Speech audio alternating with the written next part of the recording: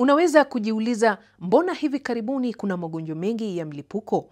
Kwa mfano, bara Afrika imekuwa ikishuhudia magonjwa kama vile Ebola, surua, mpox na hata malaria. Kwa kujibu swali hili, wataalamu wa afya wamebaini kwamba mabadiliko ya tabia nchi inachochea hali hii. Kwa mfano, mafuriko ya kila mara yanaweza kusababisha ongezeko na kusambaa kwa magonjwa kama kipindupindu, kwa sababu nchi nyingi za Afrika bado hazijaweza kudumisha usafi wa mazingira na hata maandalizi ya chakula.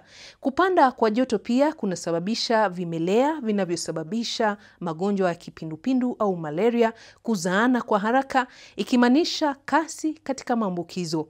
Hivyo basi, sera zinapoandaliwa ya mifumo ya afya ni muhimu kuzingatia swala la mabadiliko ya tabia nchi.